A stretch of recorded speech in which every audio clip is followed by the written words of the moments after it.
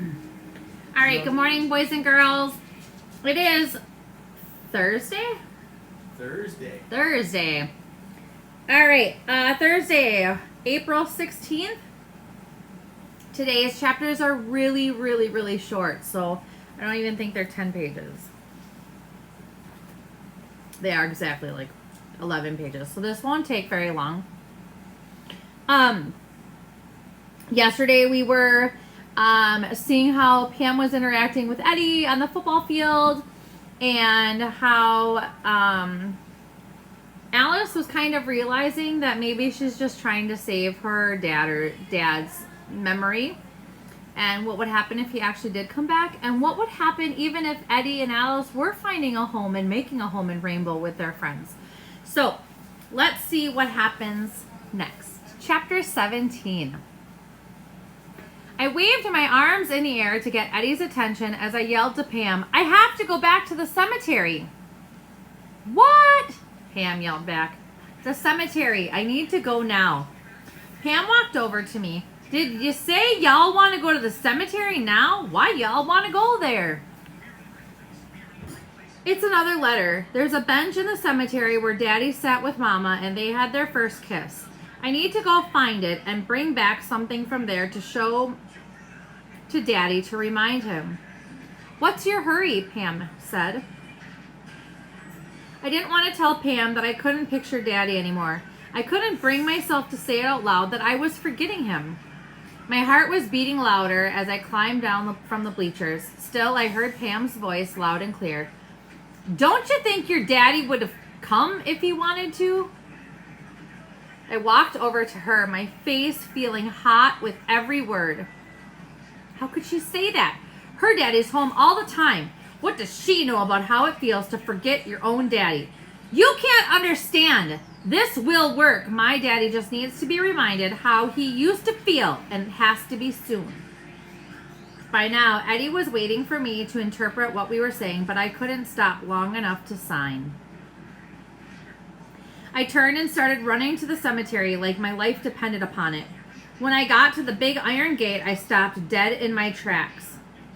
I was so mad I hadn't figured out what it would take to really go into the cemetery by myself. I looked around at the gate. Maybe there was a bench outside the cemetery that could be their bench. But no such luck. I had to go in and get to that bench. My heart was beating so fast I was getting dizzy. I wished Miss Millie was here. I remember how easy she walked into the gate and all the way back to the back of the cemetery to see her Clayton.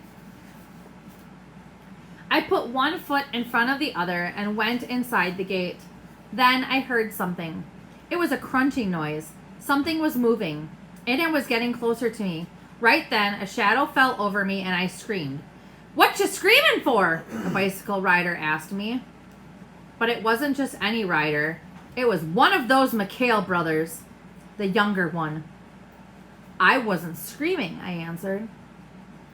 "Well, it sure enough sounded like a scream. Ain't y'all never seen a bike in the cemetery before?" he said, and he started laughing. "I'm not talking to you." I continued walking deeper into the cemetery. "Well, I was talking to you. Y'all don't gotta be so mean." I couldn't believe that. One of the McHale brothers telling me not to be mean? But before I could muster up a comeback, Eddie and Pam came running up the cemetery path. "What are you doing here, Pam?" the McHale boy asked. "Me and Eddie was chasing Alice, but she's really fast. Eddie couldn't drive that fast. What are you doing here?" "Just riding my bike." He looked back at me like he wanted to say something, but instead he just shook his head. He turned back to Pam and mumbled, "Don't be late coming home. Dad's in one of his moods when I left the house, so don't make him madder by being late again." With that, he jumped on his bike and left. "Dad?" I said, and turned to Pam. Yes," Pam spoke, assuming Eddie could read lips.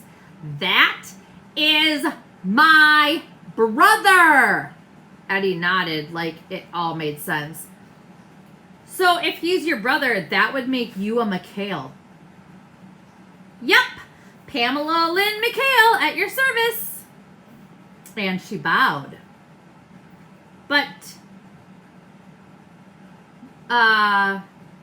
I didn't know exactly how to ask this in a polite way. So, is everyone in your family mean? Okay, maybe there wasn't a bit of politeness in that question, but I still wondered. Pam kind of laughed, but it wasn't the happy giggle I'd grown used to know. No, silly.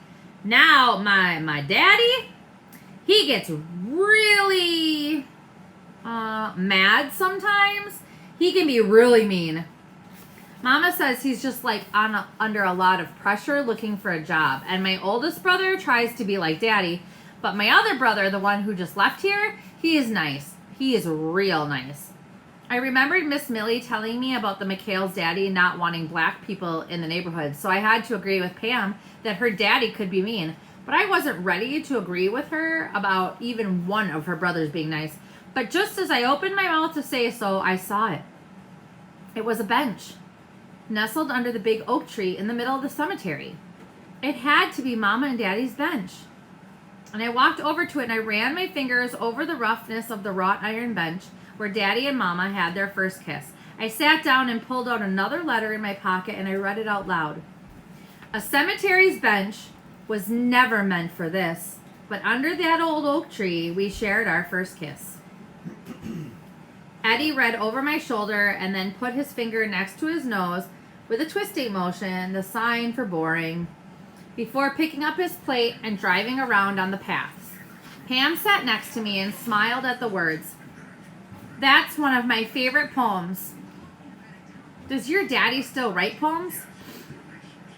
I had no idea what Daddy did anymore, but I didn't need to admit that to her, so I just told Pam, sure, he's real good at lots of things.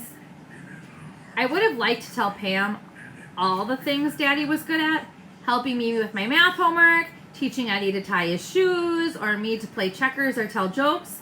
But the truth is, Daddy hadn't helped us or played with us in longer than I can remember. Last Christmas, he stopped by to tell Eddie and me he'd bring us our presents later, and he never did. Even before Daddy left our house over a year ago, he'd changed. But I just knew I could change him back. I tried to look around for something, anything to remind Daddy of this bench and that kiss. Pam was looking around too, but I don't think she understood what she was looking for. Just then, though, she said, look at this leaf! It's bigger than my two hands put together. It might be the biggest leaf ever. That's an oak leaf, I told her, so proud that I remembered what my grandma told me about the one in her yard. Then it hit me. An oak leaf! That is it!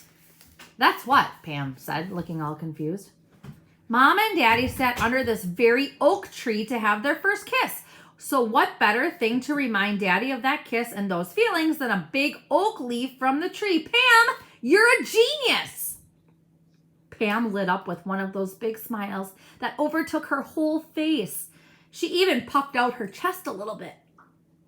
I felt closer to Daddy already, just sitting there on that bench, and the cemetery didn't seem so scary after all. I knew it wouldn't be long before he would fall in love with Rainbow and Mama and us all over again. And so, armed with the flag and the leaf, we all three marched home. Chapter 18. I got the job, Mom announced as she hung up the phone. What job, Joni? Grandma asked. Or did you already tell me? Poor Grandma, on her bad days, she couldn't remember things, but on her good days, she couldn't forget not remembering. But maybe I was getting forgetful too, because I had no idea what my mom was talking about either. I didn't want to say anything earlier, Mama exclaimed, in case I didn't get the job. But that was Gloria Davis, my friend from high school, who's the librarian, and I'm going to work at the library. Why do you need a job here? I asked Mama, who was practically dancing around the room. If you need a job, why don't you just go ask to get your old job back in Columbus? In Ohio, Mama had worked as a school secretary. She pretty much worked ever since I could remember, unlike Daddy. Sometimes he wouldn't go to work at all. Other times he'd be gone a few days, saying he was starting something big. Mama stopped her happy dance and looked at me, sighing more dramatic than usual. Oh, Alice, I'm getting a job here at the library to support us. It'll be a good thing, and it's just down the street. Oh, well, congratulations, honey, Grandma said. I'm just sorry you have to get a job. Seems like you always had to be the one working before, too. With all Grandma's forgetting lately, It was funny how she could remember just fine that Daddy didn't work much when he was home. Eddie tapped Mama on the shoulder to ask what was going on. When she told him the news, he asked, "What about us?" And then he signed, "Who will stay with us?" Mama nodded and signed, "As long as Grandma is having a good day like today, I think Alice can help her enough to stay with you. If it looks like it's a bad day for Grandma, I'll stay home. Gloria, Mrs. Davis, knows all about Grandma. If something happens, I can be home in 2 minutes. Is that okay with you, Alice?" "Not really." I looked down and stared at the kitchen table with the white crocheted tablecloth Grandma made. I pulled on a loose piece of yarn that was looking like it was ready to escape the rest of the tablecloth. "Alice Ann, we have to make a life for ourselves here." "We have a life in Columbus." I pulled the yarn and the rest of the tablecloth puckered and rose up like a magic trick. I could tell Mama was signing something in silence to Eddie, but I didn't look up to see what it was. Eddie signed something back and left the room. "Is it really that bad for you here?" Mama's voice was soft, but it cracked a little. And I shrugged. I was just about ready to tell Mama how much I was missing Linda, my school, my daddy, when someone was knocking on the door. Since the screen door was open, I could see it was a man. Again, for a second, I thought it was Daddy. "Pat!" Mama practically laughed as she stood up from the table, fixing her hair like she was going to get her picture taken all of a sudden. "What a nice surprise to see you today." When he came to the door, I recognized him as the grocer, but couldn't figure out why he was here at our house and why Mama was so happy to see him. He sure wasn't carrying any groceries with him. "Hi, Joni, you look lovely today." I was scowling at him when he turned to me. "And so do you, Alice Ann." I just stared back at him without even answering. But seeing Mama's eyes glaring at me, I knew I had to mind my manners. Thank you, Mr. O'Brien." "Your mama told me about your bike accident, and while my daughter Maddie has a bike she's too big for now, so I brought it over for you." He opened up the door and waved for us to follow him outside, where there was a bike that was a lot better looking than Mama's old bike. It was a green banana bike with long flowered seat. I fought the urge to take it for a ride since I didn't want Mr. O'Brien thinking I liked it, or him. I remember the last time I heard about his daughter. "Is Maddie still seeing the son of the post office guy?" The look on his face made me smile, but Mama's look told me I had gone way too far. No, they aren't seeing each other anymore." He looked back at Mama, who cleared her throat before talking. "Alice, did you forget something?" Thank you for the bike. I don't think I'll need it, but thanks." Mama shook her head and motioned me to go back inside. I just stayed on that porch, looking at the bike that, like everything else, didn't really belong to me. And that is the end of chapter 18. It was a very, very quick 2 chapters. What should we write about? So let's talk about the fact that Pam is actually a McHale. And they share a little bit every chapter about the McHales. And the last time we heard about Pam, she had mentioned that her dad was home all the time. And now we found out that Pam's dad maybe isn't very nice. And we kind of learned that Mr. McHale wasn't very kind to the idea of Black people living in the same neighborhood as him. So there is a lot of negativity that comes from this situation. So we can talk a little bit about the surprise, if you'd like, about Pam being a McHale. The other thing I want you to really focus on is Alice is really torn, right? Alice is struggling with the fact that she is forgetting her daddy because it's been over a year since she's seen him. She doesn't remember his face or his laugh. And she's trying so hard to have all these memories to put together for her daddy so that he can fall back in love with them. So I want you to think about how Alice is feeling with her dad being gone for over a year. And now we have the grocer over to see her mom, and her mom was like getting her hair ready for like a picture, like Alice said. So what do you think is going on there? Let's focus on that. Let's focus on how Alice is feeling about her dad, and maybe how she's going to be feeling with the little interest from her mom and the grocer. even though bringing the bike over was very nice, right? So there's a couple things that you guys can write about tonight or today, and I will read them later today. And I hope that you guys have a wonderful day. Thank you so much for listening. And if you did not do your check-in survey yet, there is a portion on there where you can request a face-to-face with me, and we can actually have a conversation instead of watching a video. So make sure you email those to me if I haven't heard from you this week. I hope that you're doing okay. Please send me an email to let me know you're well. And enjoy today, the last cold day for a while, hopefully. It looks like it's going to warm up and you guys can get outside and have a good time. I miss you so much. Have a great day.